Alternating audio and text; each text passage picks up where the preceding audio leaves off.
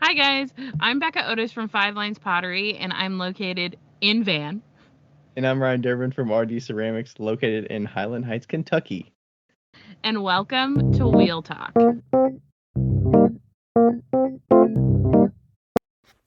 Hola. Just so you know, we are doing our part 2 to our 2-part long episode that was started last week. So if you haven't listened to the first part, go back to last week and listen to that one, or don't. Do whatever you want. But we are continuing on this week with M. Stevens, Pazful Designs, and it's a intriguing conversation. It was awesome to talk to her, so I hope you guys enjoy. So, I'm interrupting this podcast to tell you that my friend just found 4 vintage Five Lines bowls at the Goodwill. Wow. That is so cool. Where? In Indianapolis? In Washington. And I was like, did you buy them? And she's like, yeah. I was going to say, she did. Is it right by where it was in Monroe, or is it some other city nearby? No, it's in Monroe. It's in Monroe. Is she selling them? I want a vintage Five Lines bowl. Is she going to resell on eBay? She doesn't even need them. She has so many fucking bowls. Was it like a little bowl, or was it a cereal bowl, or a pasta bowl? No, they're the pasta bowls. Oh, wow. I think they're pasta bowls from they're pasta bowls from one of the flash sales. Oh, that's so cool. Wow. I think that's like, do you feel like you've peaked? Because I feel like that is, like, so cool. Oh, I peaked when one of my customers sent me a picture of my cup in Goodwill in North Carolina. Oh, yeah. Yeah. That was a full peak. I was like, damn! Washington, okay. I get. North Carolina, I am honored. Yeah, that's pretty awesome. I ran into a situation because a lot of the markets here in Denver, I don't know why, they're like handmade and vintage. And I'm like, they're not the same. No. And I ran into Indiana's like that too. Ran into a situation where somebody was a vintage seller selling my fucking vase that they found at a Goodwill for 50% off or like 70% off, like so much cheaper than what I was selling my vase at my booth for. Mm-hmm. So that was cool. But my friend went and bought it. Like, look what I just. She's like, look what I just bought. I'm like, steal. Yeah. But she's like, I just wanted it off the shelf. And I was like, thank you. Yeah. That's hilarious. So that was like, that was kind of like a weird situation. But I was like, okay, well, they don't know. Like, they didn't know that I was going to be here. Like, it's kind of obscure. Okay, so yeah, I did the math, Brian. And your operating expenses, I'm looking at my sticky note. You kept it at 38.9%.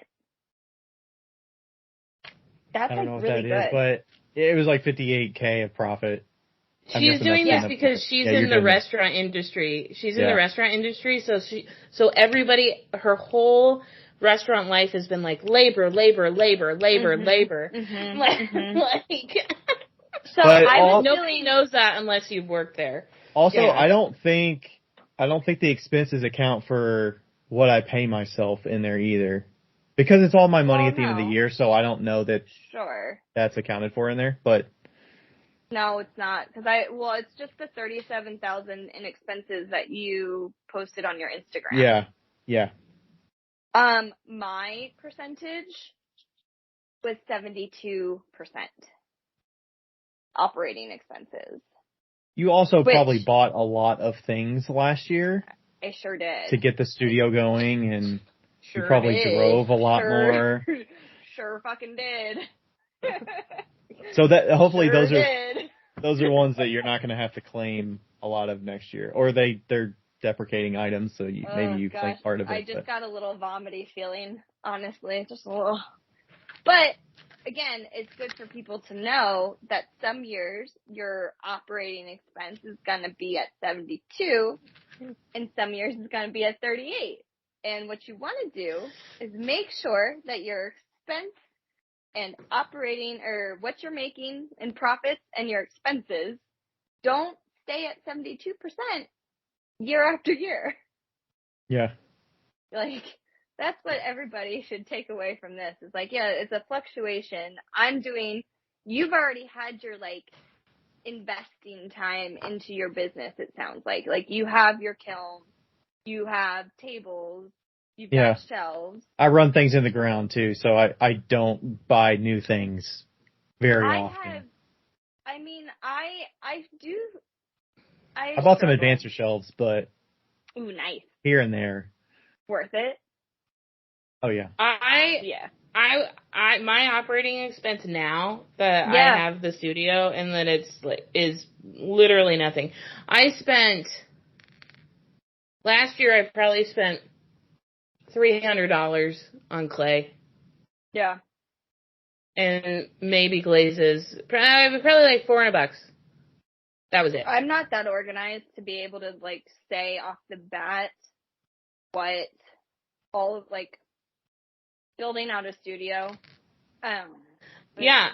It's a lot. I'm not organized. I just didn't buy anything because I have everything. And once you have everything, you don't need to, like, buy all these tools all the time. Then you don't have to pay for anything. Yeah. I invested in a coach this past year, which that's nice. Yeah, I needed it for my mental health. I was definitely, because I've been doing this as a side hustle, and I've always been in the restaurant industry, and for the last 7 years I've been doing this as a side hustle, and it's like I want to get out of the restaurant industry. I really do. I want to do art full time. And, you know, I think it was like seeing how Kurt pivoted so successfully within his own business. It like caused me to have like this wake up of like, okay, whatever you're doing isn't. Do you mean really pivot working. when he first got into it full time, or when he shifted to take on the extra load when you started working for him? When he pivoted this past summer, essentially, to like. Okay, when he had to lay people lighten the load. Yeah, I mean that was like from a business perspective, 1,000% he needed to do that. Like he downsized from 2 studios to 1. He cut his labor in half, like, and he didn't spend time like dwelling on it. I mean, he did, but like efficiently, you know, like he didn't do it without thinking about it, but it was like when he realized mathematically this is what needs to be done, he did it, you know, and I think that's so crucial for entrepreneurs. It's like we don't have the luxury to bleed money, essentially. Right. And you know, hem and haw. Yeah, seriously. And it sounds like you're also understanding that bleeding time with your driving is like you're through with it. You've put in the time of driving back and forth and the money involved in driving.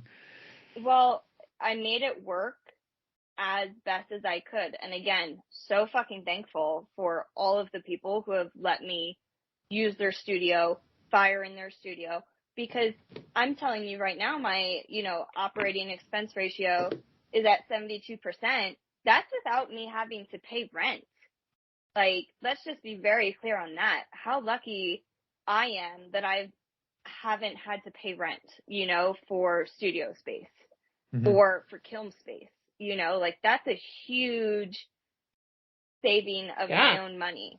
And that's why I've done it for as long as I could. And then this past summer, like I didn't see the light at the end of the tunnel. I didn't see a way out of the restaurant industry, honestly. And it just was so dark that it kind of caused me to also like not be motivated to make art, because I got to this point of like, what's the point? Like, art is what makes me the happiest person alive. I know with every fiber of my being that I should be doing this, but I don't see how I'm going to get there. And so that's why I hired an art coach And I mean, that helped so much. And it was not cheap. Like, that was a luxury that I am so happy that I invested in, honestly. Mm-hmm. But yeah, I did not, there was this past summer, there was definitely a moment where I was like, yeah, I don't like this feeling. This is not, this feeling can't stay. Yeah. So, I mean, again, but I like want to normalize that. Like, I don't want people to look at my Instagram page. Like, I want them to see that it's happy, because it is. And I want to make happy art, but I don't ever want them to think that, like, it's better than what it is, I guess. Like, That's easy. Know, it's definitely not easy. And I mean, I'm still not at the point where I can go full time, you know, and I've been doing this as my side hustle for 7 years, you know, so I want people to, like, say nice things to themselves if they're looking at, like, I don't want them to think that I'm doing my art full time. I don't want them to be comparing their own journey to mine and not having all the facts, you know? Mm-hmm.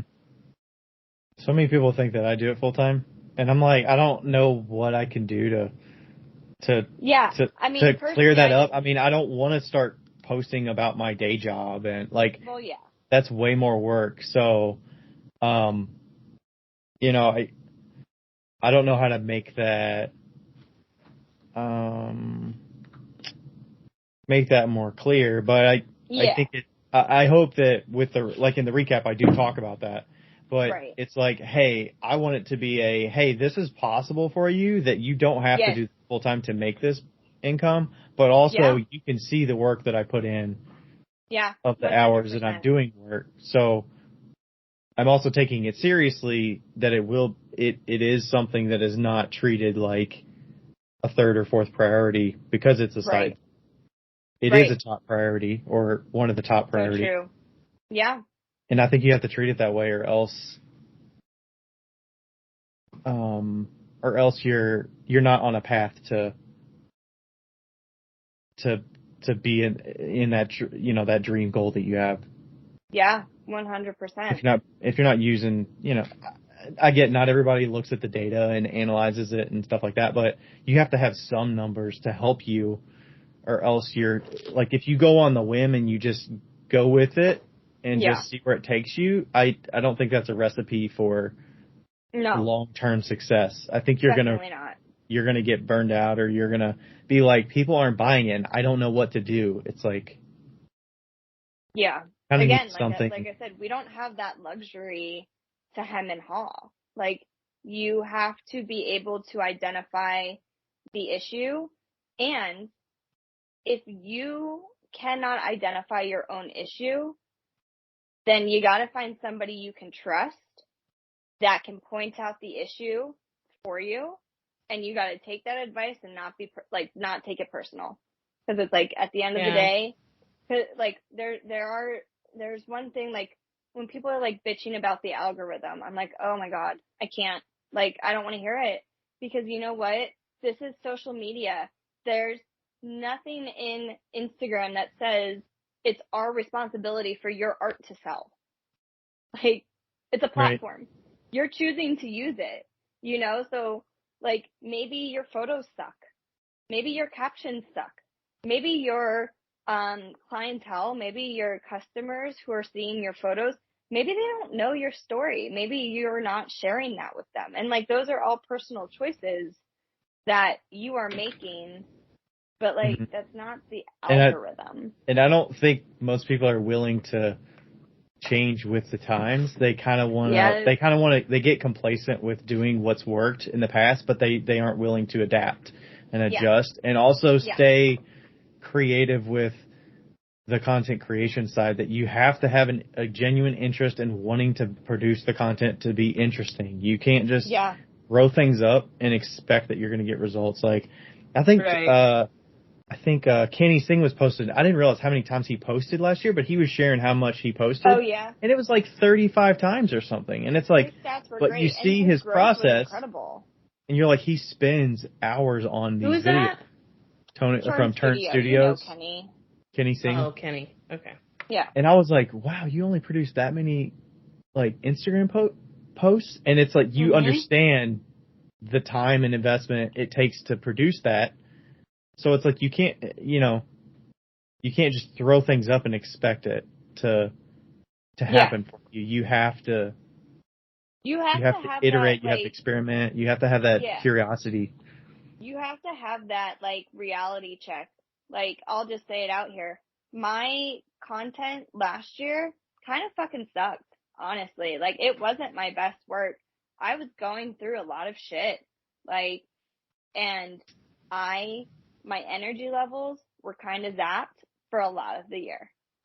And it reflected. Like, I did not grow my account the way that I wanted to, but I'm able to look back and be like, that was me. Like, my content sucked.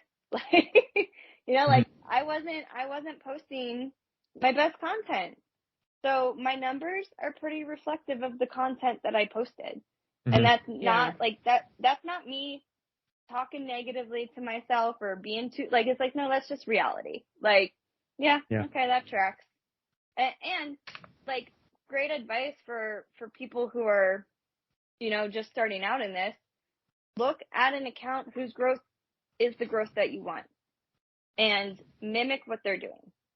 I'm not saying mimic their style, don't copy their work, but mimic their social media techniques. How often are they posting reels? What angle? What's the lighting? Look at that. Process reels are like top notch. That's the thing, yeah. And you know what reels I hate doing? Process reels. I hate them. Yeah, it feels like an interruption to your flow, and the lighting's probably not the best, and you're probably not as... I get stuck in, like, the analysis paralysis of, like, I know that the lighting that is in the bedroom where I make my work, it's bedroom lighting, and I put in different light bulbs, and I'm trying to do the best, and I've got the ring light, and I got some other. I just don't feel confident about it. And that shows sometimes in the reels that I make. Because it's like, it does kind of look, in my opinion, like, well, I'm doing the best I can, but I'm not enjoying this, and I don't feel good about it. And, like, it's like, if you're not even interested in your own video, like, you can't really expect other people to be interested in it. Like, I don't know. I do think I want to get one of those, like, Canva. Have you guys seen those on your Instagram feed? The Canva, like, light thingy? No. Is it like arm? I think so. Yes, the arm thingy to make video content. Is like, that, are you getting that so that it gives you more confidence that it's going to just do the trick for you and you're going to all of a sudden enjoy it? Well, let's just be clear. I did just buy, like, a $7,000 kiln. So it's on my, like, Amazon wish list. It was not $7,000, was it? For everything. Like, vent, shipping, all of the, like, shelves. How much is shipping for a kiln? I'm curious. Hold please. I'll pull up my invoice. Also, the people at Clay Kings, like, the lady Savannah. Amazing. Shout out Savannah if you're a friend of the pod. But she was phenomenal. She was so helpful. I, like, want to kind of be best friends with her. Clay King got some things going on over there. All right. Yeah, they're good shit. They are good shit. All right, you guys want to hear this? I got you. Gut KM 1227 with 3-inch brick. 240 volts. The price is $4,813. I am a little bougie. I did a controller upgrade. And that's the touchscreen one, right? Yeah. So that I can, like, do it from my phone if I want to. Right. That was $346. Yeah. The furniture kit for all of the shelves and posts, yada, yada, yada, $778. Not gonna lie, that shit is expensive. More than I wanted it to be. kiln vent, also more expensive than what I thought it would be. About $500 or $600, right? $641. Yeah. What kind is it? Is it the EnviroVent kind of thing, or? No, the EnviroVent is even more expensive. Portland Vent Master? Whatever, yeah. It's the standard one. Yeah, I just got the basic vent, because it's going to go out the building. Then they drill for the vent, $25. I'm like, okay. Freight shipping, only $170.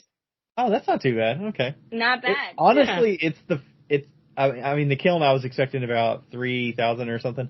The vent, reasonable. 48. The furniture kit, $700. Oh my gosh. Well, how much did you just spend on your advancer shelves, though? Oh, yeah. So, I mean, I'm not getting advancer shelves. Let's just be very honest. You know what you should do over time? Well, over time, I'm looking at their seconds. You should look for those because I mean, they're still going to be expensive, but I just got a 15-inch one that I'm going to use for spoon rest because I put the 15-inch shelf inside of the 20-inch shelf. And it was like, I want to say it was $150, but. I'm not going to be looking for advancer shelves for a hot minute. Yeah, that's a luxury purchase that is not needed. That is a luxury purchase. You're absolutely right. That's when I'm like trying to find expenses and I buy a couple advancer shelves. I am trying to not look for expenses at this point. I've had many years to my life like that. Yeah. The tax, though, tax is like, am I allowed to say I hate it? Because tax is $544 on this sucker. You may be able to get a refund on that because it's a machinery purchase. It might be. So you can check with the DOR and call them up and be like, hey, I just ordered a large kiln for my studio. Like, is this deductible? Like the tax, like, do I need to be paying this tax? Like, yeah. I thought that was a lot, but, you know, it's not like it's every day that I'm dropping $6,000, $7,000 immediately. So feels good though. Like it is kind of silly. Like, Monday when I was talking to Clay Kings in Savannah, I was truly like, after that conversation and like getting the invoice, I was like, I need a nap. I am tired and I need a nap. Wait until you pay that invoice for the studio. Well, luckily I've been doing it in increments as they do the work. So that's nice. That seems like more digestible. Oh yeah, like Denver, I'm sure you saw. Well, the whole nation kind of got like that cold freeze. Yeah. And so like even like they were supposed to do work that week, so I just like sent them $1,000 because I'm like, I'm just gonna keep this momentum going. So now I'm actually ahead. Because they still owe you time. Yeah, because they still owe me time. But I just like, my contractor is very organized. And he has a very detailed line by line item of what they charge me for and what I've paid and the dates and all this stuff. So I was like, cool. I was mentally prepared to give you this amount of money. Then we got the cold freeze. I'm going to still give you that amount of money because in my head, like, it's gone. So now we're good. Yeah, it's not like you're going to take. I'm sure you probably were affected with work during that week too. So. Oh yeah. You probably didn't make more money that week then. Definitely not. Sure didn't. Yeah. Sure didn't. Sure. I remember the day that I paid off a $25,000 loan. Ooh, that sounds so nice. That I got. Oh God, it was so fucking stressful because like I paid it over the phone. Yeah. And I was like, this is not comfortable. Like, no. I think I did it in 2 installments because I was too afraid to pay $25,000 over the phone. And I did it like $1,200 a piece or something like that. I was like, this is not an ideal situation. $12,000 a piece? Oh yeah, $12,000 at a time, yeah. I was like, this is not ideal. Yeah. That's how it felt writing a down payment for a house. Wait, yeah. I'm so sad that I'm not going to see you two at Antica this year. I know. I need it. we need to make a trip out to Denver. We haven't been there in quite a few years, so. Well, and you have many of us out there. Well, when I'm in Denver, you can come and stay at my parents' house. Oh, yeah, that's true. In, like, April and May. Well, they don't live in Denver, but... Well, they're close enough. I mean, it's like 45 minutes. Then you guys could do a studio tour with my studio, Liz's, John Hamilton, Kurt. I'm sure Dell would probably fly out too and stay with John. Like, ooh. They're doing family vacays all the time. Yeah.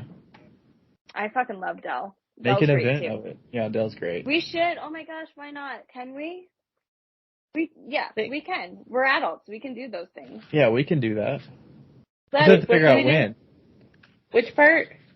Which part are we adults about? About planning a get together in Colorado at some point. Planning a get together in Denver. I'll be there. People too. I'm so sorry for everybody else who I haven't given a shout out. I think I'll probably be there in May. It keeps getting pushed back for me. Because I don't want to leave Utah. Oh. Am I allowed to ask, what studio you're working out of, or are you not working out of it? No, I am. I'm working out of the Tilted Kiln. I'm there. Oh, nice. Totally. We call it I'm the CVE, the Seasonal Volunteer Employee, and I know that doesn't Seasonal add up. Starts with the S, though. Yep, I was waiting for that. Well, it does. It does start with an S, but not to Becca at certain times of the day. And so I was like, it's the CVE. And Jesse's like, it's not. And I was like, well, it is now. But yeah, so I am, I love it there. Yeah. That's so cool. I've never been, but I'm so excited for NCECA in Salt Lake City. Yeah, it'll be good. Right? Salt Lake City or is it Salt Lake City, 2025. It'll be interesting. Never been to Salt Lake City. I haven't either. The land of no parties. Well, it's not. We'll bring the Salt parties. Lake City does not have a nightlife.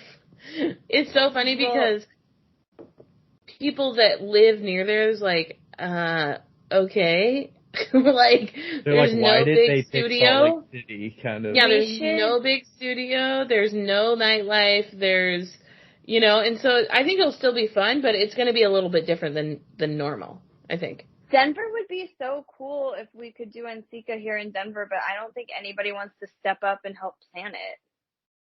They've done it in the past. It's been at Denver. Yeah, but a hot minute ago. Yeah, it was definitely a hot minute. DIA is such a great airport to fly into. It's a hub for so many major airlines. Most people are flying through Denver just to get to wherever they need to go. Exactly, to get to Park City. I think I'm going to drive. Yeah, and how could you not love Denver and the Demon Horse? How could you not? Lucifer. I love Lucifer. Yeah. What are you talking about? Hold, please. Hold on, we're going to show you. Hold. Denver. I will explain this. I will explain this while she's holding. Okay, yes. Denver has a statue that they have right at the beginning of where you go into the airport, and you have a T-shirt. Demon Horse. Okay. Okay, so it's a blue stallion. Bronco, if you will. It's a blue broncoing up in the air, and it's got red glowing eyes. And it's huge. It's giant. And my mom fucking hates it. She's like, it's awful. And everybody else, and it's a big controversy situation. And it killed its owner.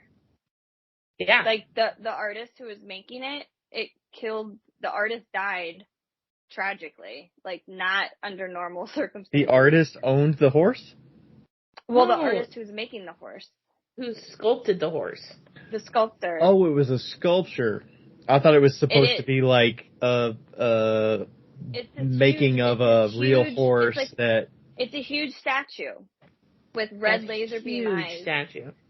Oh my god, it's perfect. I always say hello and goodbye to it. I'm like, thanks for seeing me off, Blue. I love it. Blue. Yeah. I don't even know if that's its name.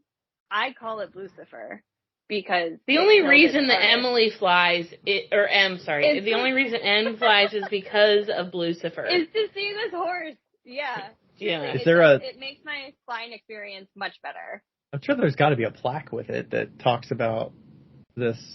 Well, you can't actually walk up to it because there's no. It's like a highway. It's a highway. It's like between. That big. Yeah.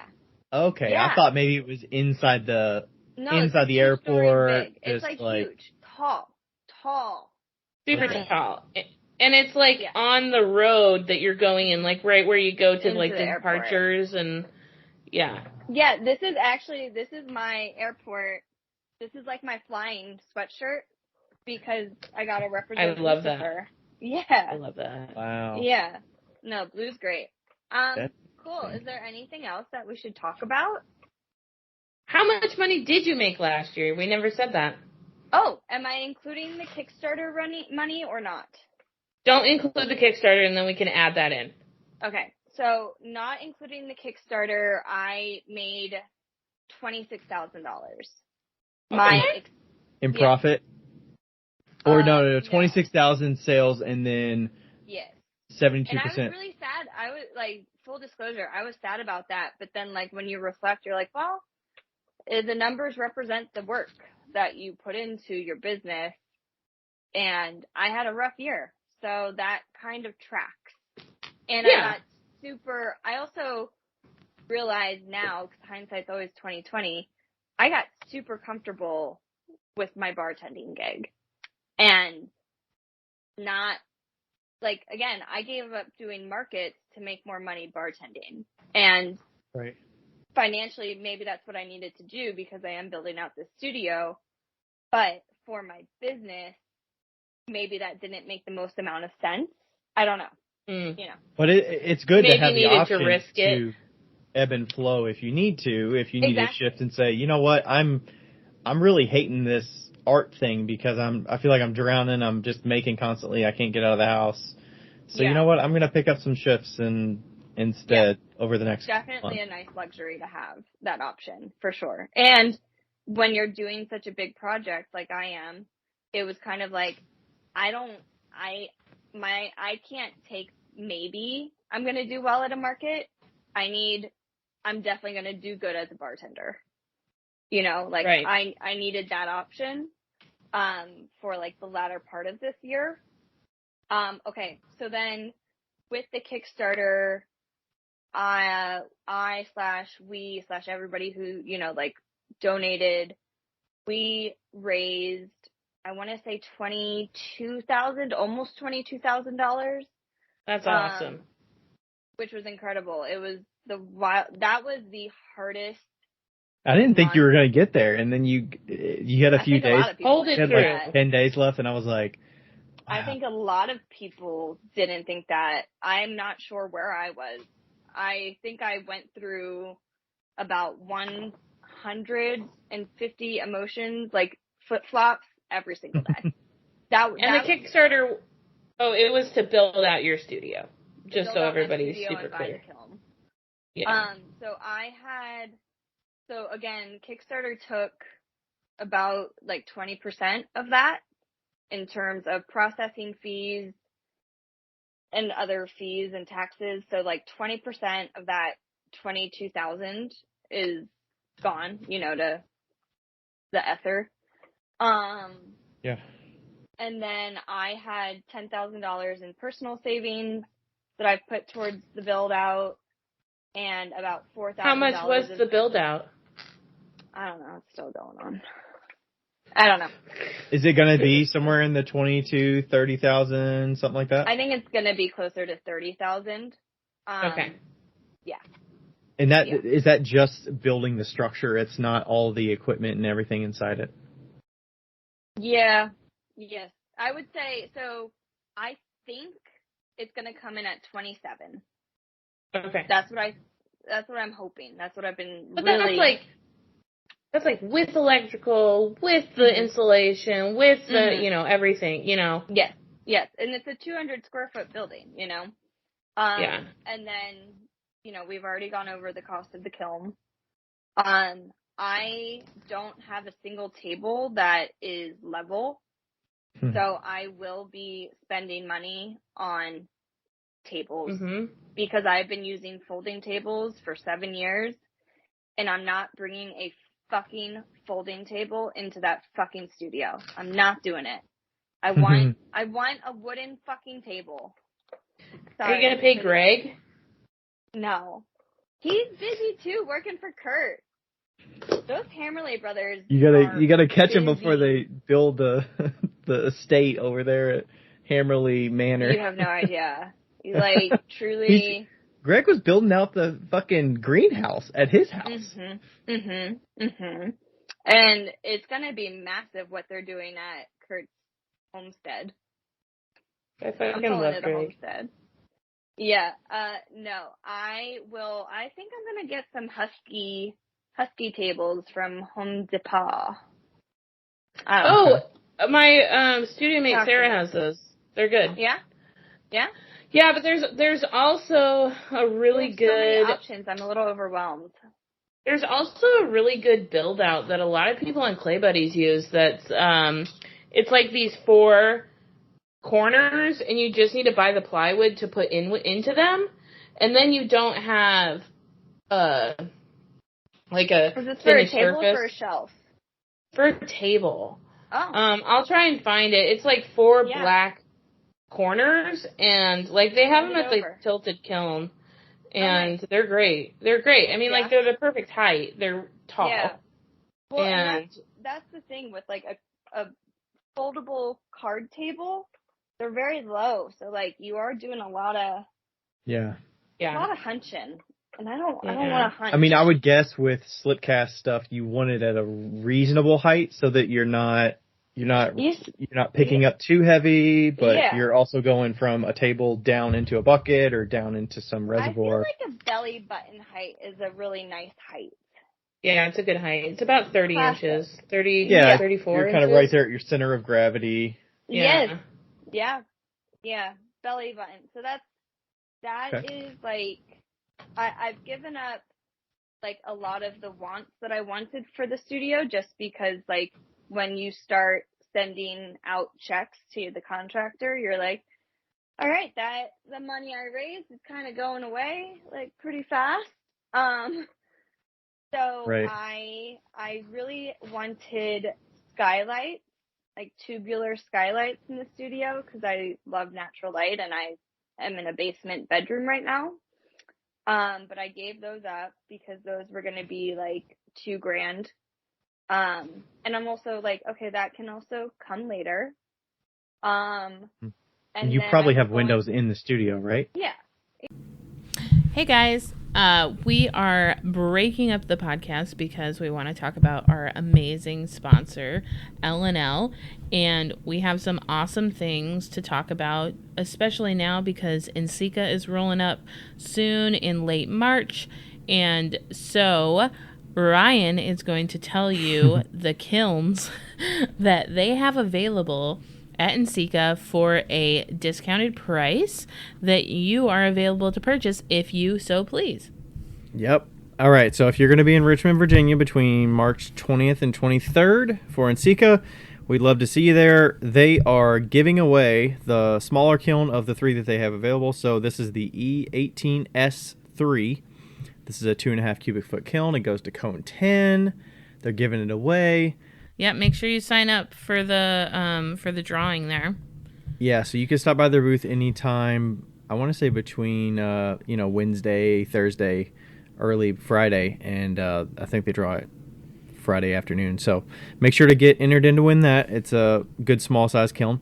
The next size up, which is the most popular, and actually the kiln that I got last year at NCECA, is the E23T3. That's their most popular kiln. It's a little over 6.5 cubic foot kiln going to cone 10 again.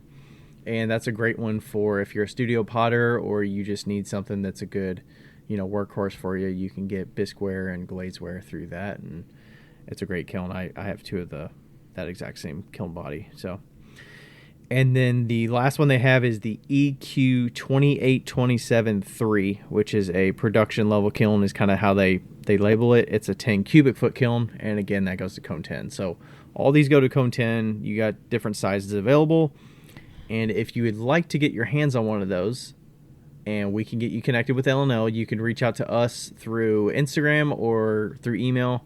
If you can email us at wheeltalkpodcast@gmail.com, we will get you connected with the folks over at L&L Kilns to give you more info so you can stop by. Yeah. And all of those also have all of the Genesis controllers too, so that's really exciting as well. So, you're gonna... Also, if you need to look up pictures, you can go to hotkilns.com. Yeah, thanks so much. Hope to see you at NCECA, and make sure to stop by and tell L&L we sent you. Thanks. Yeah. So it's going to definitely be an upgrade from where you're at now. 1,000%. 1,000%. I just was like, skylights! Like, right. Yes! And then I was going back and forth for forever on the floor finish. And I was going to do an epoxy floor. I had some people who were like, we'll come out and help you. But that, it's just so expensive, even like to do for 200 square feet. Like, either I could do it by myself, which I like feel somewhat confident, but like maybe not, I don't know. Like, sure, I could do it. I don't know. But to have it like, but it's a floor, you know, it's kind of important. It's pretty important, but it was like a minimum of like $2,500 to have like, people do an epoxy floor for like the labor and stuff. And so I cut that out as well. And that I'm like willing to do, but like the table and the kiln, like those are non-negotiables for me. Everything else, I don't care. Like, so what's the floor instead? It's just going to be super polished concrete. Okay. And I'll just wear some thick soled shoes so that I stay warm. Yeah. Oh, and then and it's cleanable too, so. I have a mini split in the studio for HVAC. What's a mini split? Oh, I see. Okay. It's like a wall unit of heating and air conditioning. Oh, okay. Yeah. I mean, that was like, truthfully, I can't remember. That was like, I want to say maybe $1,500 or $1,700. Is that one of those that goes up, you install it up on the wall, and you might see it in like Airbnbs? Yes. Yeah. So that, like, that was a little bit more expensive. Like, I could have gotten like floor units, heating, not in the floor, but like a floorboard heating type of situation. Mm-hmm. But then I wouldn't like have had AC and need AC. Yeah. Well, I'm of the mindset of like, I just want to do things right the first time around and then not do it again. So, I mean, the floor, I mean, it's a studio. Like, it doesn't What about the water situation? What'd you decide for that? Woo! Hosing it, baby. Hosing it? Okay. I got a hose. I did find a gorgeous, like, vintage sink that I can, it has 2 drains and 2 halves. Got it on Facebook Marketplace for $100. And, I'm going to put 2 5-gallon buckets below. So, there you go. There you go. I'm sure the water would have added a good chunk of change on there to figure that out. $17,000 for anybody who's thinking about doing this. Yeah. Dude, just be the location of where my water is to where the studio is, but to get running water, $17,000. Yep. Dude, this is what you need to do. You put your hose in. Okay, no. Yeah, put your hose in, fill up your 5-gallon bucket, put a fountain pump in that 5-gallon bucket. Yeah. Run it into a faucet. Yeah. Boom. Sink. Done. Yeah. Yeah. I'm like, that sounds great.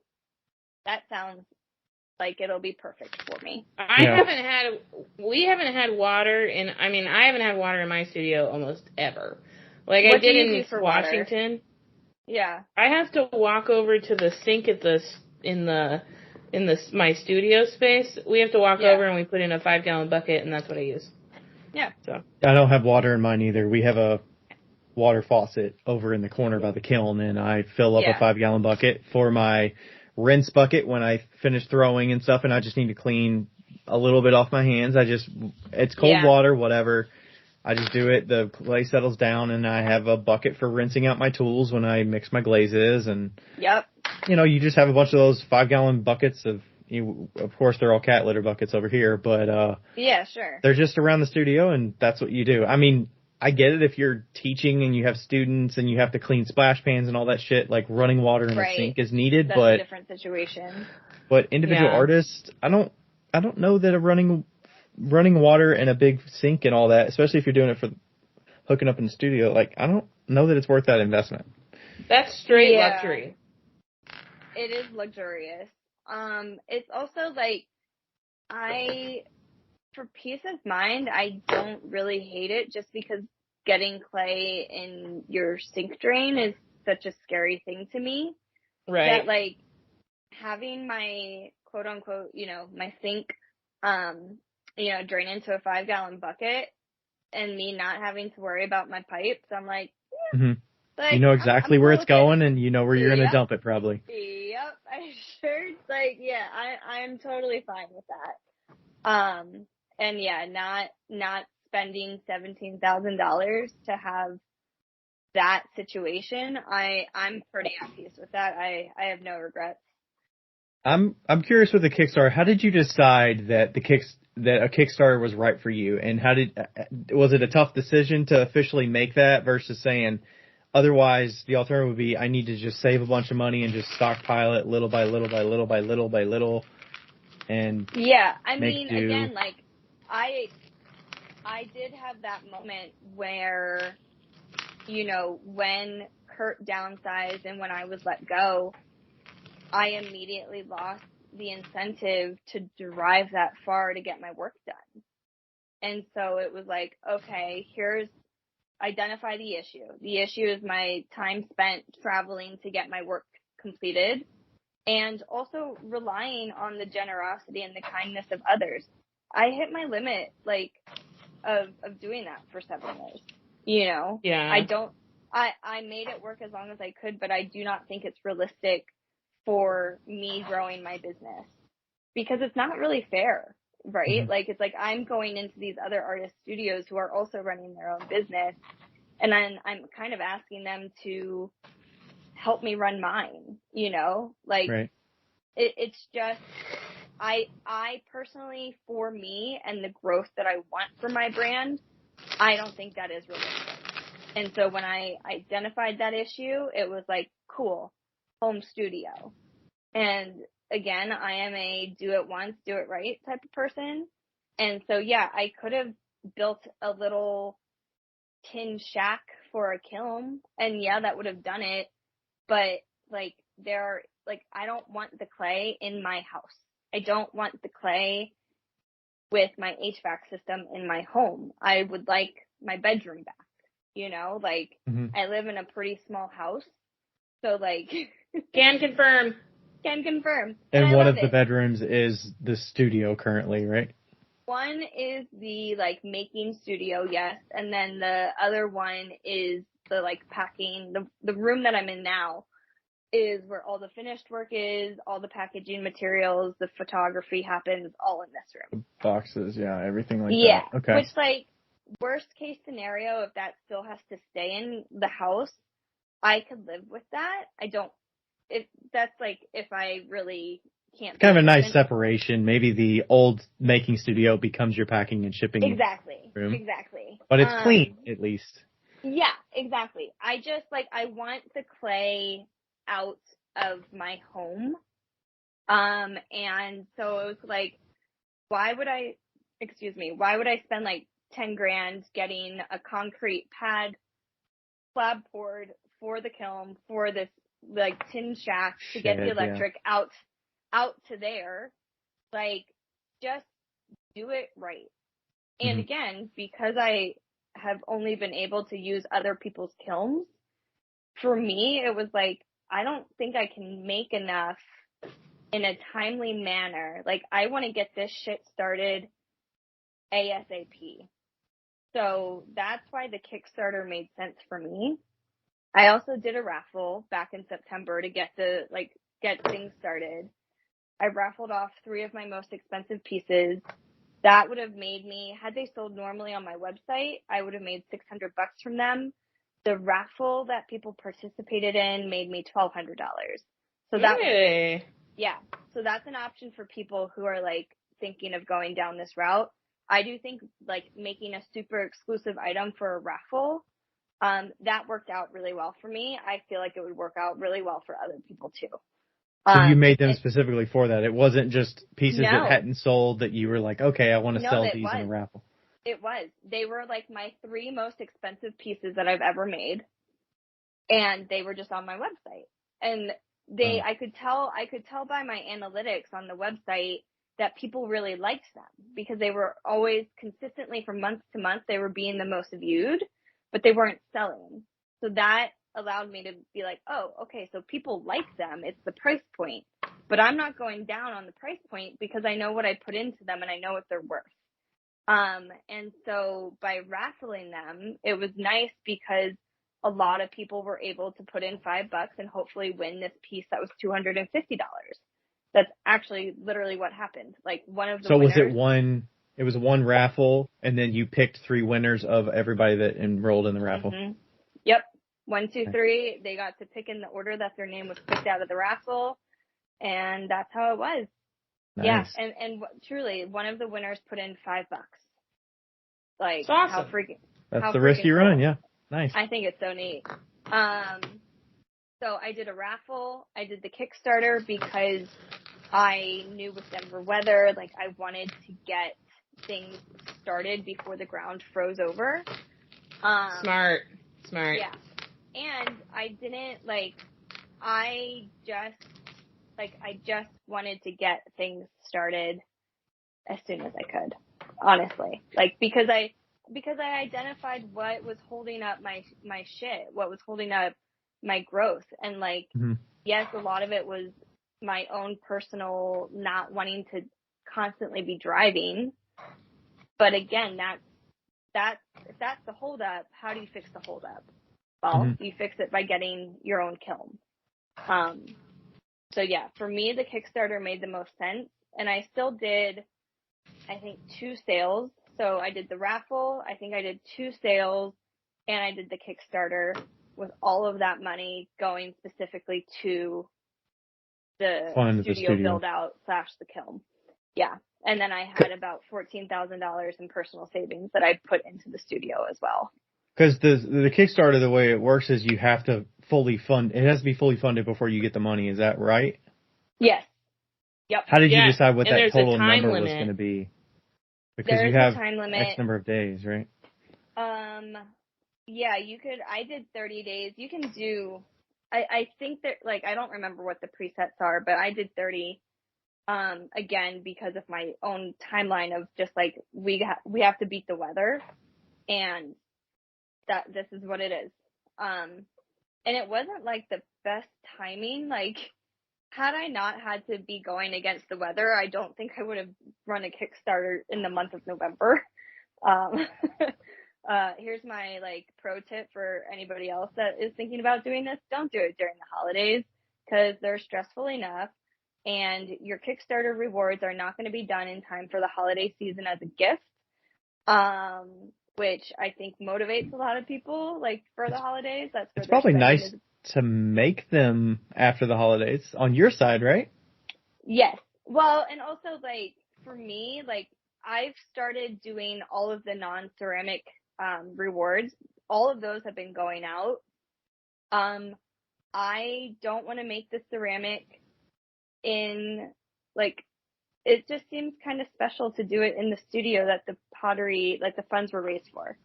So, like, the ceramic rewards, I'm waiting for the studio to be done. Like, I don't want to take them somewhere else. Like, I want them to be made here and fired here because it's like a very special moment, you know? Mm-hmm.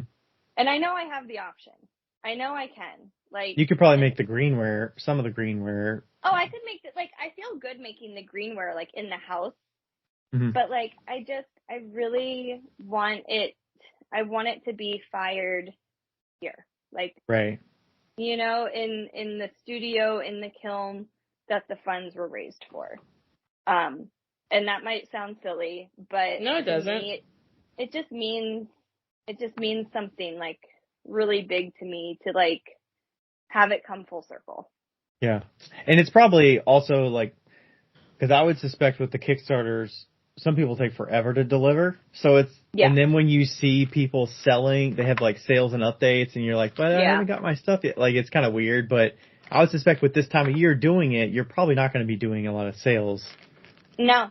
Before the Kickstarter deliveries happen. So it's that like. Out well. I do feel like summertime would be really cool for like a Kickstarter to happen.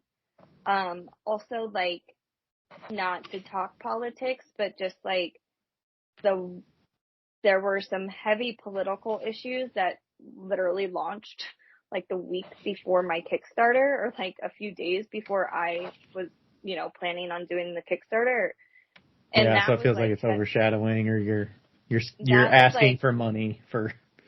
That was definitely a very heavy decision that I didn't take lightly, but I kind of was like, well, we got to do it.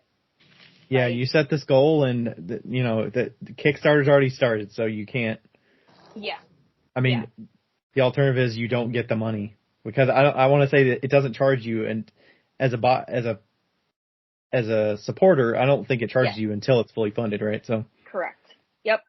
Yeah. So you asked how I decided on the number 20,000. I debated on, I wanted it to be realistic on what would help me, and what I genuinely needed.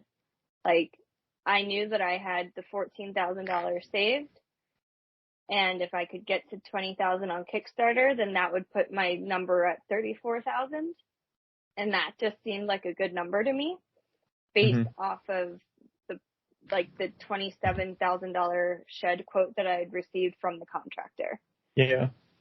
And then the studio, and then Kickstarter takes their fees, and then you've got to deliver the work, and which I don't think it's just so complicated when you are promoting a Kickstarter, because there are so many nuances that aren't the most interesting or fascinating thing to explain to a person who might fund the campaign.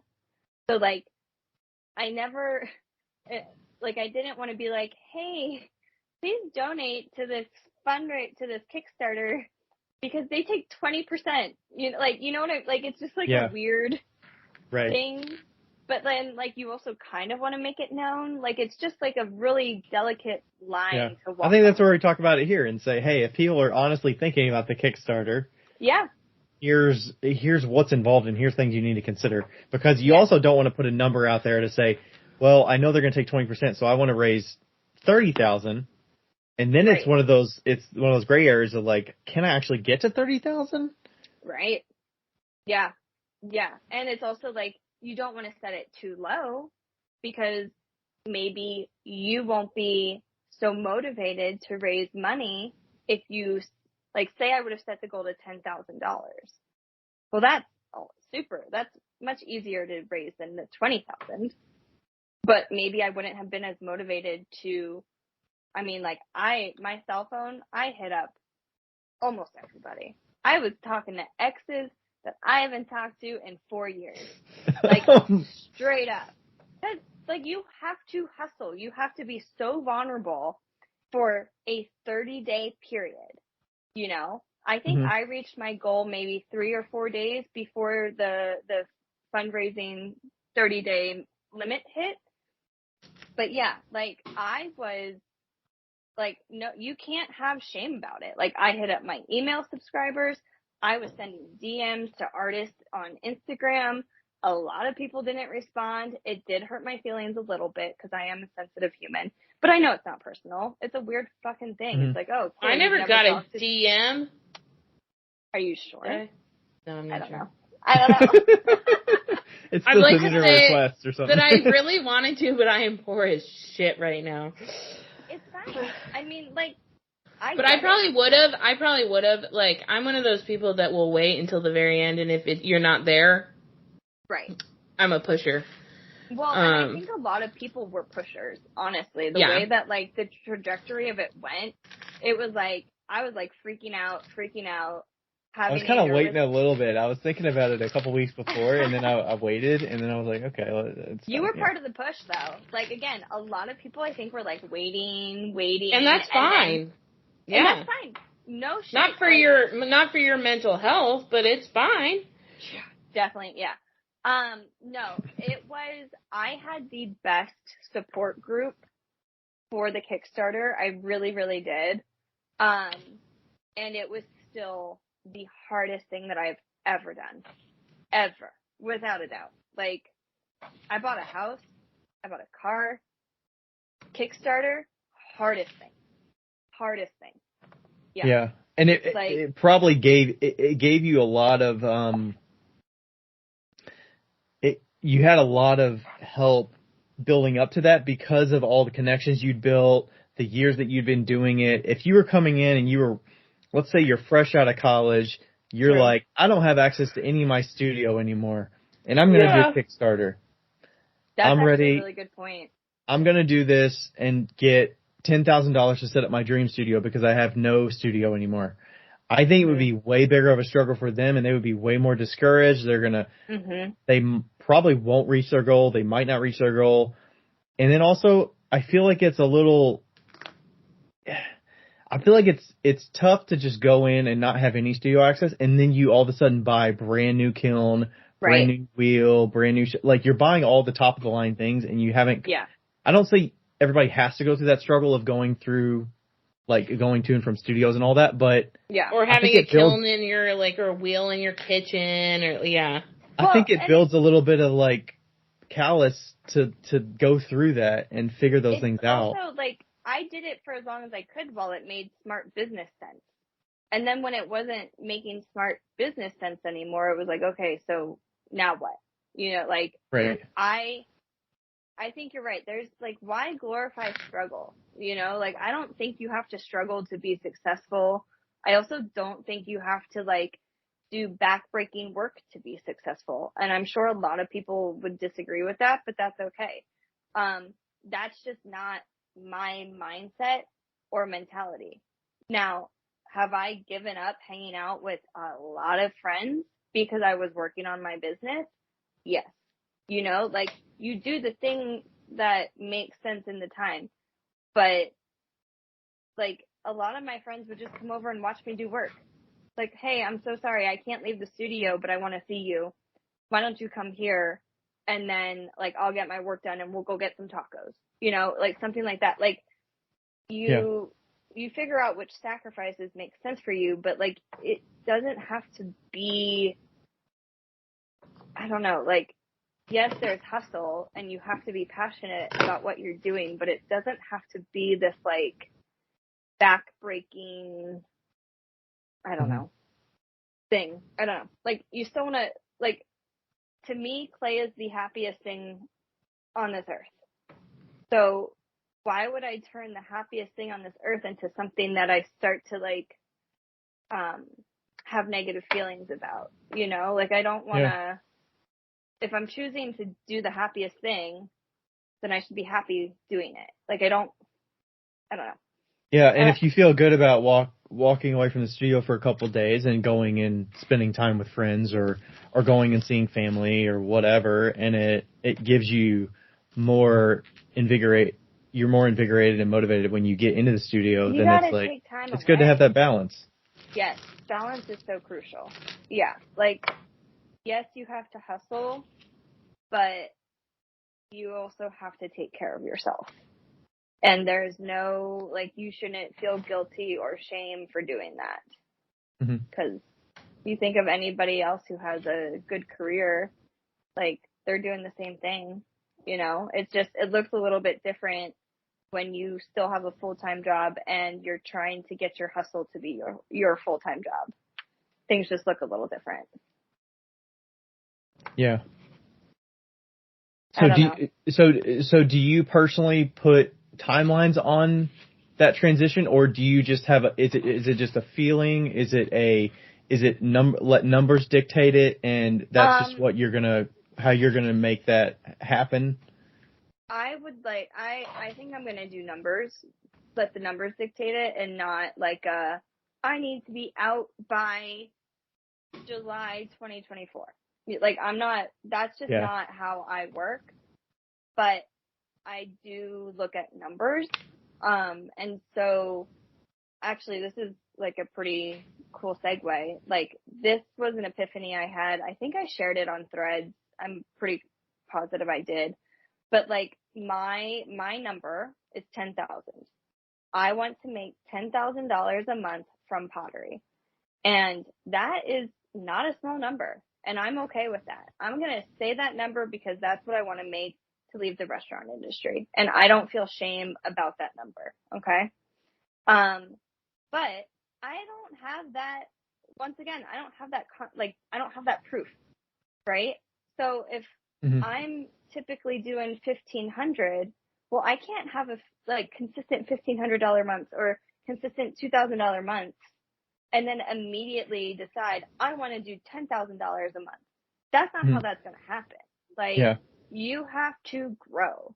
So like, I have a staggered growth so that by the end of this year, by the end of this year, I will be having $10,000 months.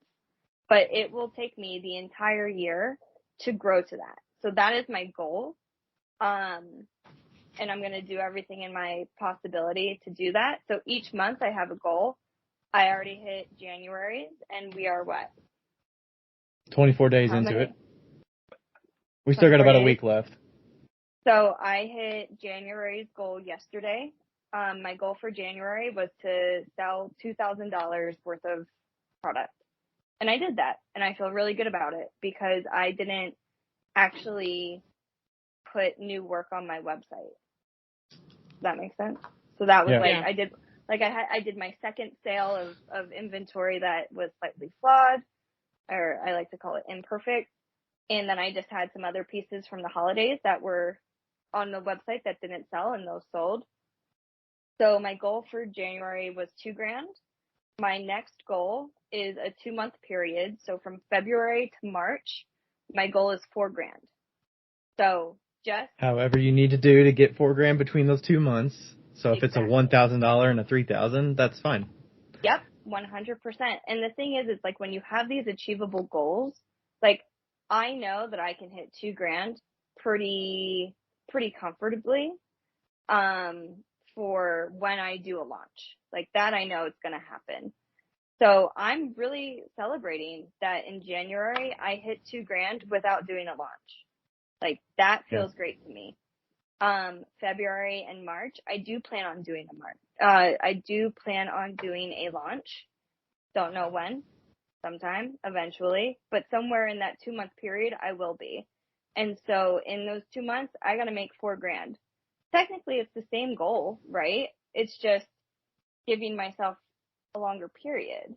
So it's just like playing around with those numbers and those goals and seeing what works for you.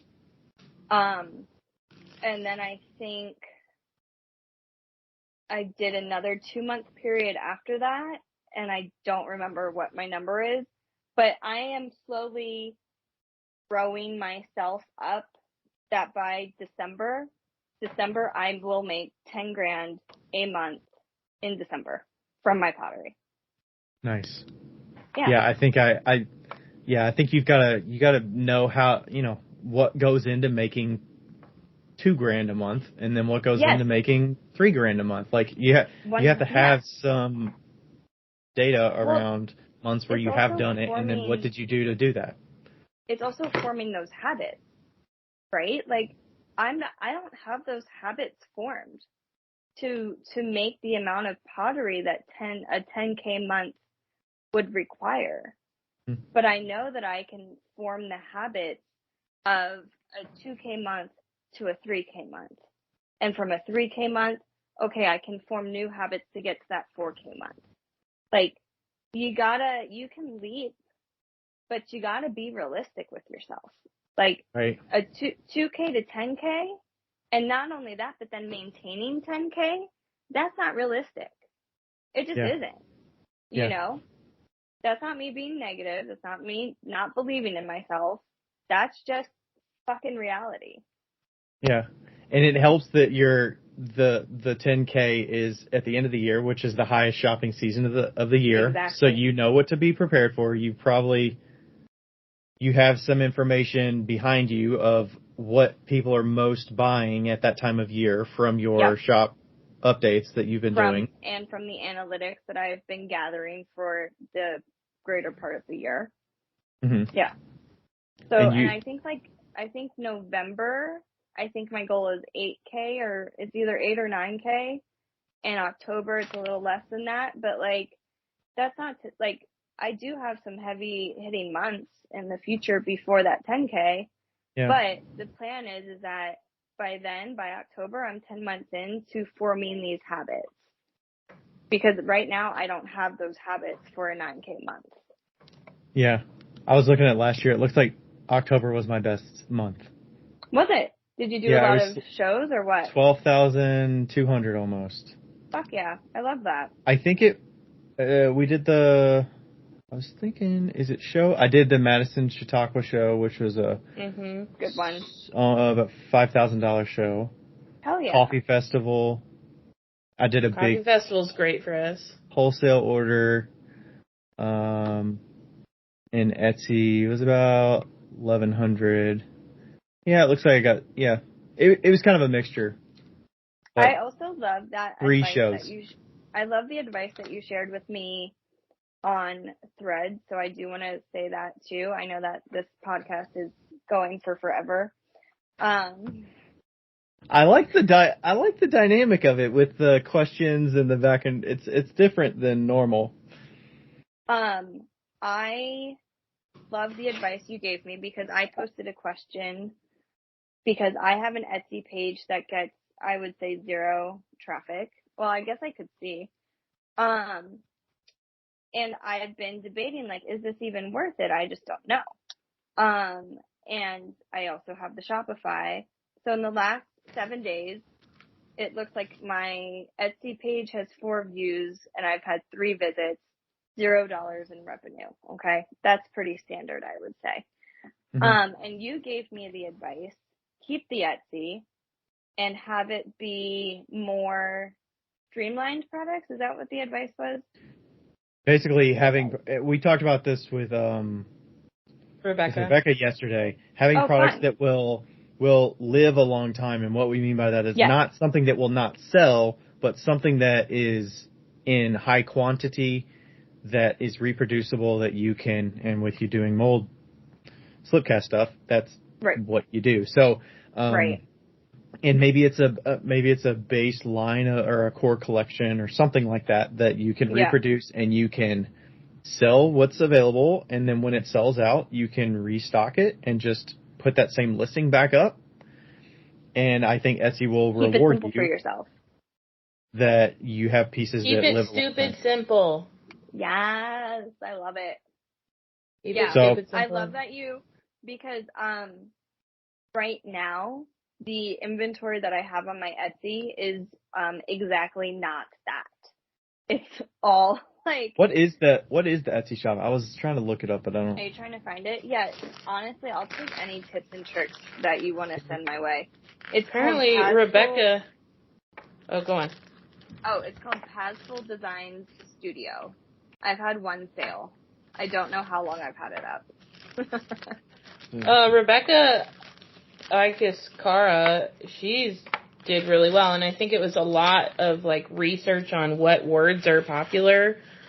Ooh. She uses it for SEO. She doesn't actually try to drive people there at all. She actually changed the name of the shop so that when people Googled her company name, it didn't show the Etsy page because she wants people going to her website instead of the Etsy. I think I have it in my biography on my Etsy page. Like, here's my website. Yeah. It's not on your Instagram though. Your Instagram goes right to your website, so. True. But I have the same pieces on my website that I do on the Etsy. But I should have. You think I should just have both links? No, I just think it's like if you were at shows, you could do different things. But I think in one way, Etsy is a credible source for people because they don't have to set up an account and they don't have to buy from another website. Sure. But also they're comfortable with it and basically she was saying like when you buy on Etsy, you never say, "Oh, I bought it from this account." You say, "I bought it on Etsy." Sure. Yeah, so that's kind of the counter, but I think it's still doable. Hey guys, we are just interrupting the program because we want to talk about one of our other sponsors, a brand new sponsor to us, Speedball Ceramics, and I'm going to let Ryan talk about a few things that are happening at NCECA, and then I'll come back and tell you what you can find there as well. All right, so if you're going to stop by NCECA in Richmond in late March, we'd love to see you there. Speedball is going to have a booth at the vendor hall. It's booth number 208.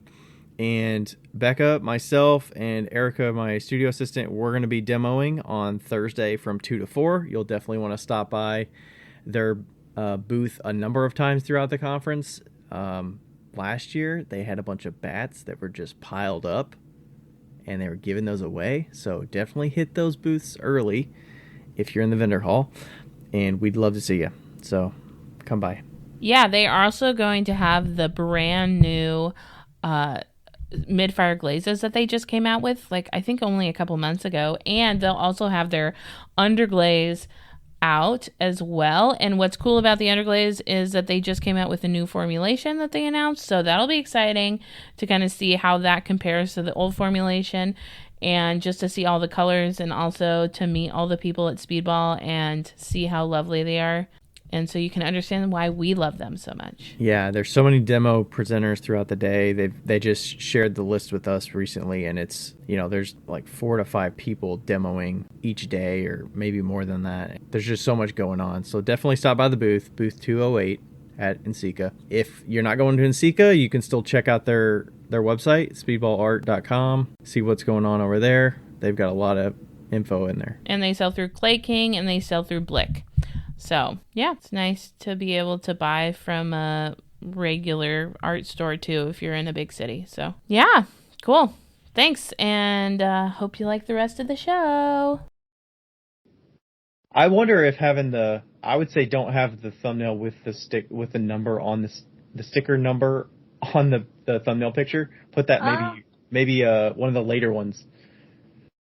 Okay. Just from first glance, I'm like, okay, well, that tells me that number means something to you. I know it means something to you as the seller. My AirPods just died, so I'm going. But it's rogue. It could be confusing if you're looking at it in a grid of a bunch of other pieces, and you're like, why is that number there? I love that advice, and I'm going to take it. But they're photographed well because I don't absorb anything. But they're photographed well. Thank you. I think having the if you can have the same, and it can feel a little draining that you have to make the same thing over and over if you're more of a, hey, I like to mix the designs up and they're not going to be identical. No, I think I want both though. Like I think what you're saying makes sense. Like having Etsy be like the more almost like wholesale line of work, and then having my website be dedicated, because like I said, all of the stuff that's on the Etsy right now is the stuff that takes a lot of time.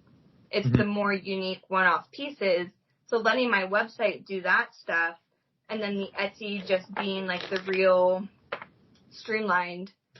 I love that idea. Yeah, I mean, I could see these mugs on your website, the creamsicle tie-dye mug with a glaze. I could see that selling well and catching people's eyes on Etsy. besides the really fancy ones. Plus, it gives you a range of prices. So they're like, I really love this $90 mug, but I can't afford $90. But I can afford this really cool $65 one that's got the essence of what I'm looking for, but the price point is something I can more afford.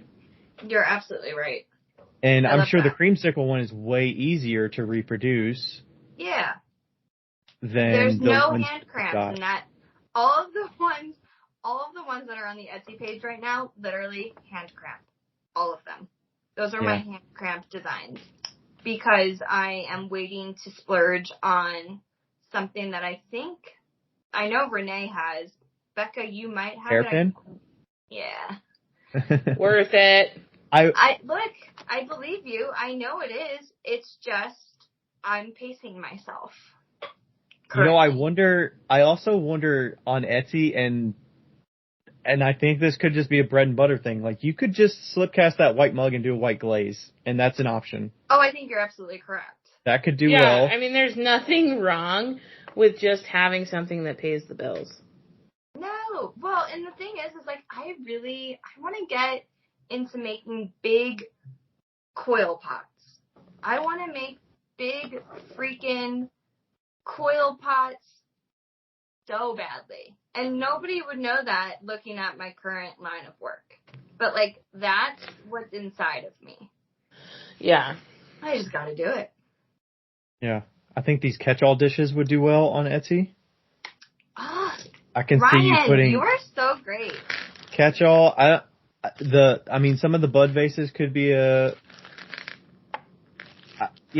these small white vase diffuser, like that picture is perfect for Etsy, honestly. Oh my God. Thank you, Brian. This is wonderful. And I would suspect the catch-all dish, I could see that.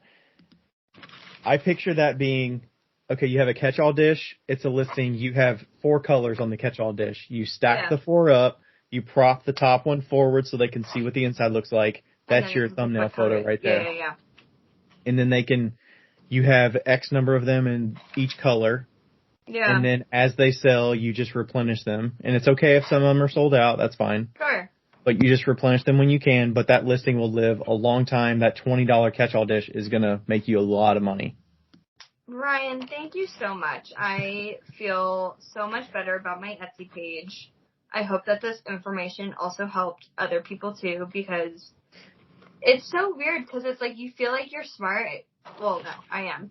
But, like, you're like, okay, I have business sense.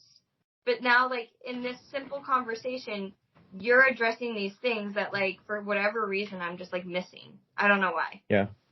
Yeah, I just love that. Like, the power of this conversation and the transparency, it just, I don't know. It just makes me so happy to be part of the clay community, honestly. Yeah, I think in my mind, I was like, well, these mugs aren't selling, and these are my favorite pieces, so, like, why should I even bother putting other stuff on if these 6 things aren't getting attention? I think you get I think the simpler pieces, because a lot of people are going to be, they're going through the search of Etsy, and they're stumbling upon you, so they're seeing your pieces next to other things. It's not that they also see the price right there when they see it. So, sure. What's going to cause them to click it. So it's likely they don't even know you. If they do know you, they're going through your Instagram and they're clicking on your website. They're not going to your Etsy. So, I think the catch-all dishes, the oil diffuser, the simple white bubble mug, even though it's more expensive than probably most other mugs that people would see on there, it could be enough to catch their eye, and then they go to your shop, and maybe the price point's attractive, and they see your other things, and they're like, oh, there's fancier versions of this. Right.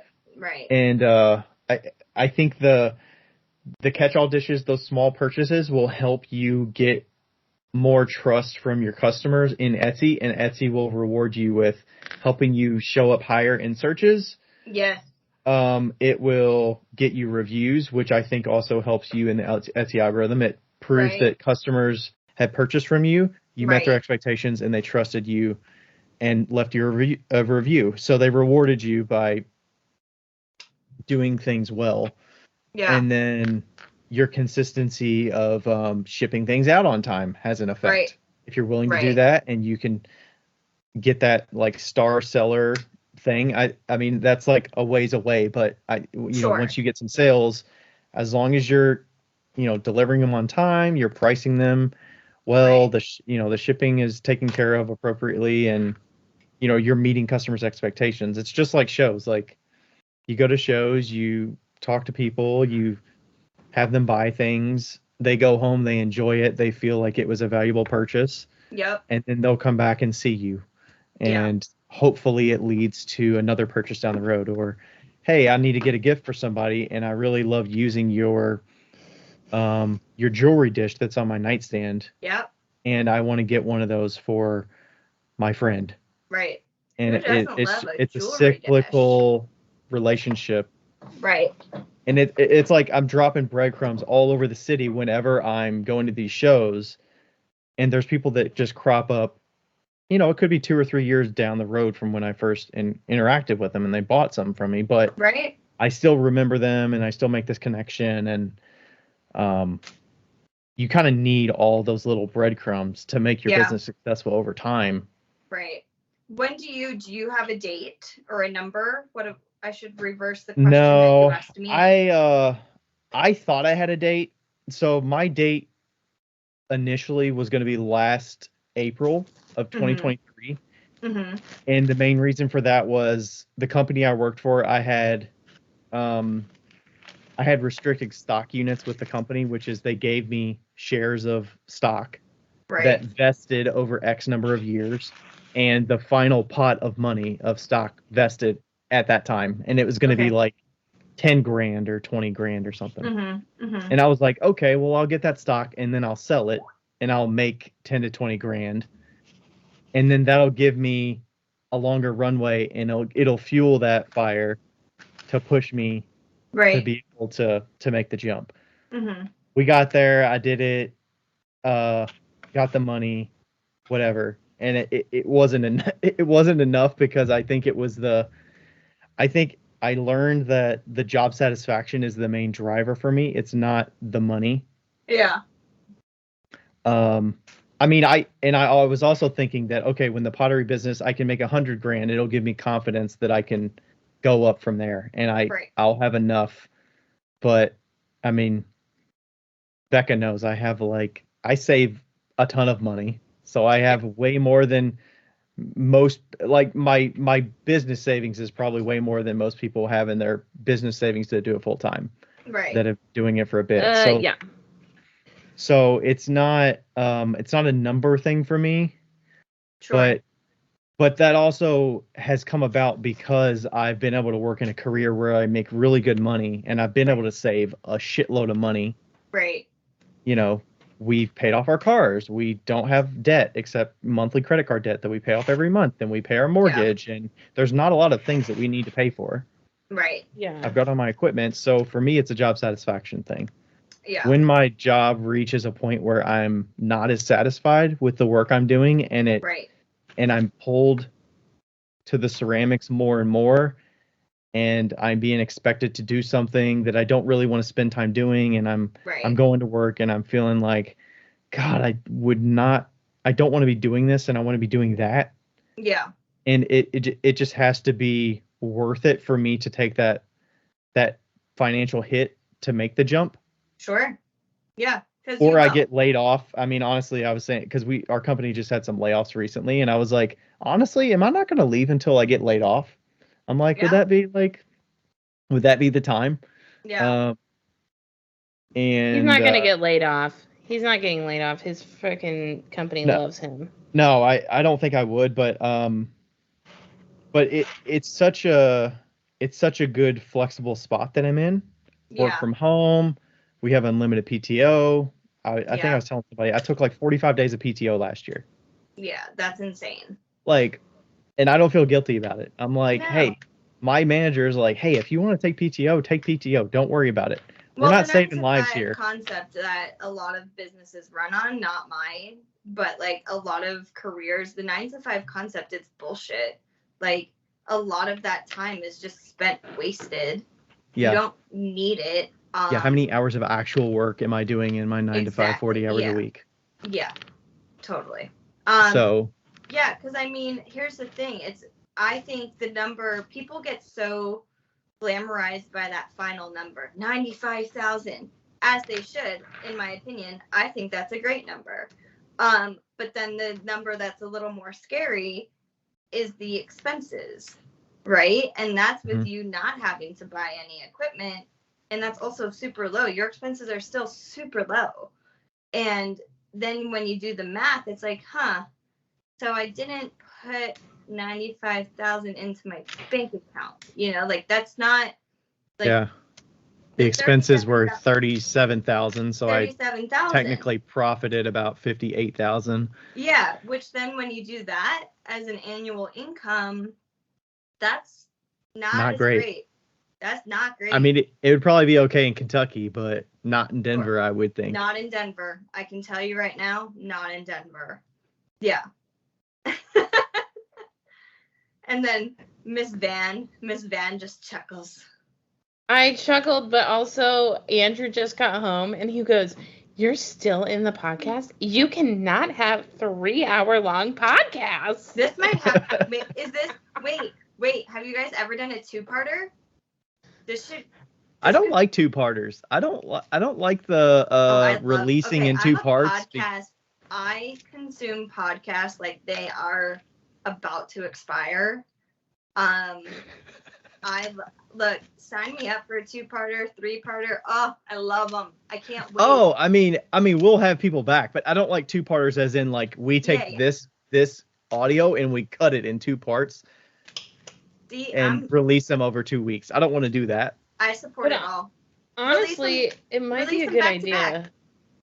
Monday, Tuesday. Why do you have to wait a week? You don't have to wait a week. Yeah, we have to wait a week. We release them every Saturday. Why? Because I will go crazy. Are these self-restricted rules? Well, these are Becca needs to have more podcasts, less interviews. We've been interviewing the shit out of people this month. Have you? We're basically turning into Paul Blaze this month. I think, am I allowed to say, I think I want to start a podcast, but I don't want to compete with you guys. You should. You should start one. Okay. All right, I'll do it. You have a good voice for a podcast. Oh, thank you. I'm honored. Very articulate. I don't know if I told the story on the podcast. Becca is dying. I think she's laughing. Why are you? Andrew's doing something off camera. Andrew can make a guest appearance on this 2-parter. We had a whole situation about these fucking oranges.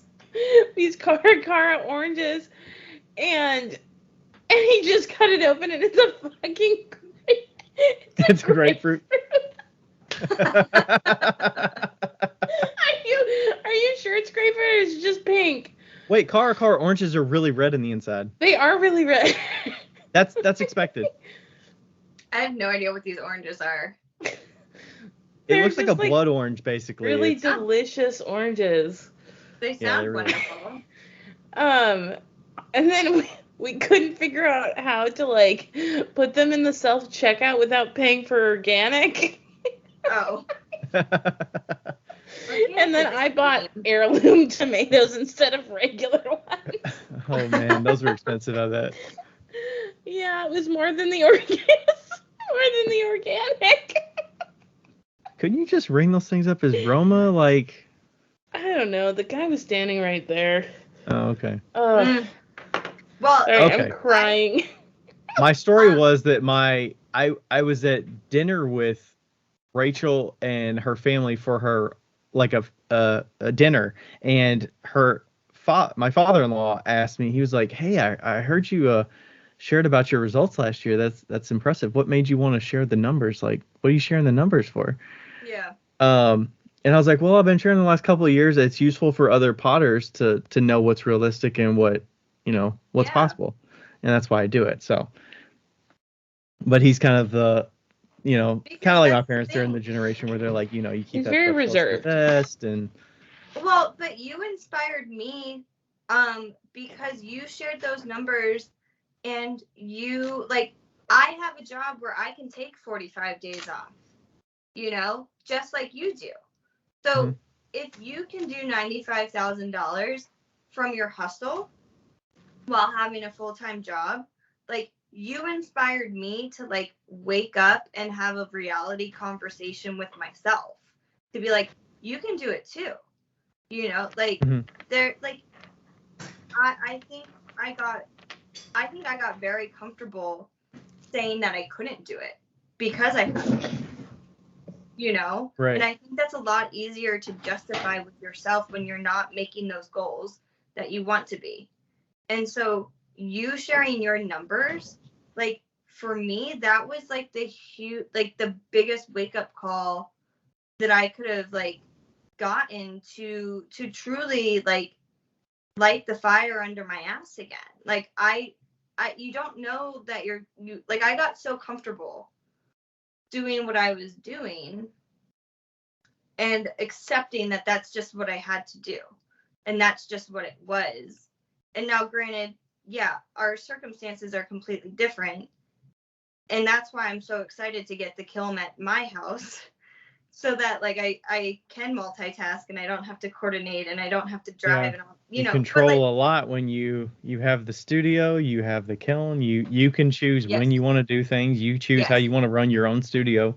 Yes. But that's why when I saw those numbers, I just got so excited because I have been feeling so down and sad because I'm like, I just don't know how to get out of this restaurant industry. And that's what I want. And there's no shame for people who want to stay in the industry. That's just not my personal desire. My personal want is to be a full-time artist. And so for you to post those numbers while you have that full-time job, like, to me, that was very inspiring. And, like, that would not have happened had you not posted that. Love it. Tell your father-in-law that. Boom.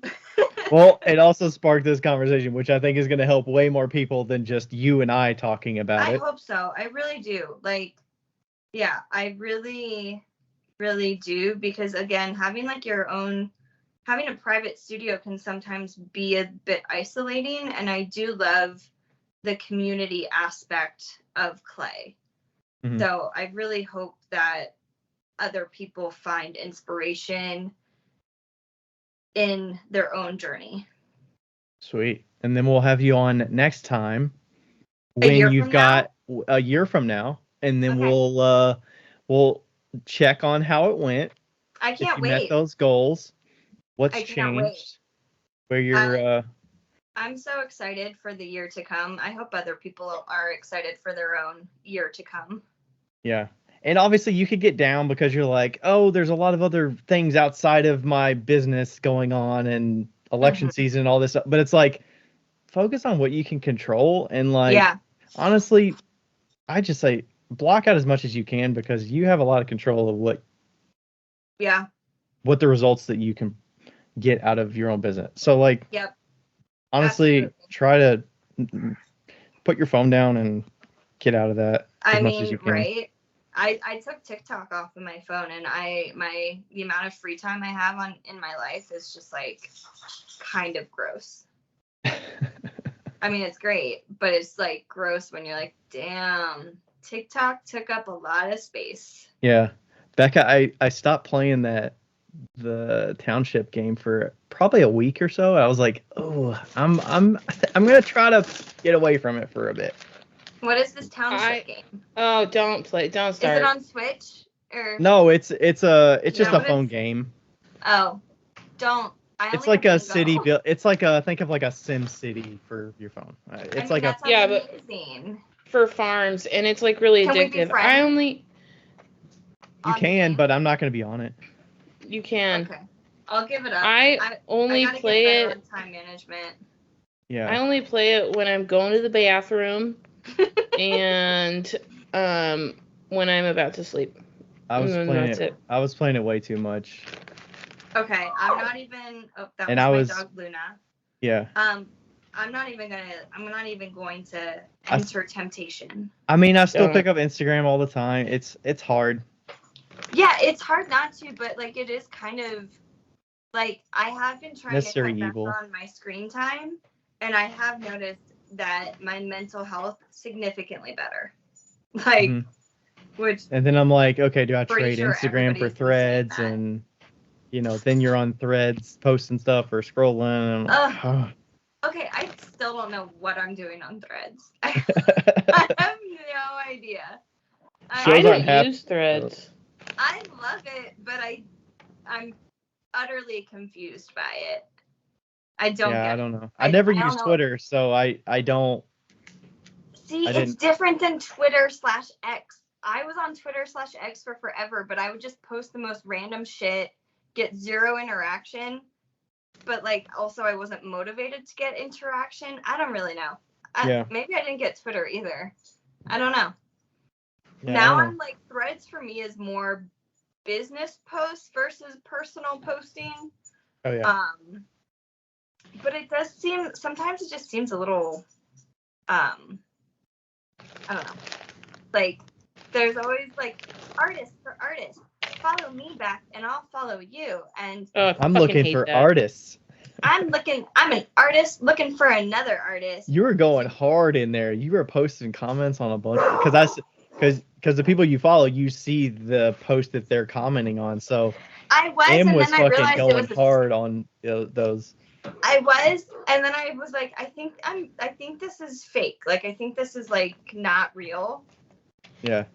I don't know. It's kind of like I think Gary Vee said at one point you drop your 2 cents all over the place. So you're putting like 2 cents in everywhere. Yeah. On a regular basis, so you can kind of spread that engagement. Yes. And then rather than like posting and ghosting and getting out of there and not even engaging with anybody or whatever, but. Well, right, because like you gotta engage. Mm-hmm. Right. And then I'm like, are those people just trying to like get more? I don't know.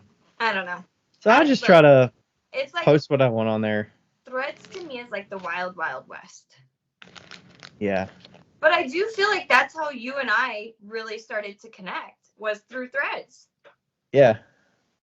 You and I did find a really cool another art coach that posts like really cool content for small business owners, not just artists, predominantly artists, but entrepreneurs, small business owners. And her and I connected, and then it turned out we had like an actual real life friend in common. So that was pretty cool. Nice. Yeah. I mean, look, it's a vapid place, but sometimes you find really cool, genuine friendships. Yeah. I think we should end it on that. Yeah. All right. Also, where can people find you? What? All the tags of where people find you and your sign-off information. Thank you for bringing it back in. Everywhere Pazful Designs, Pazful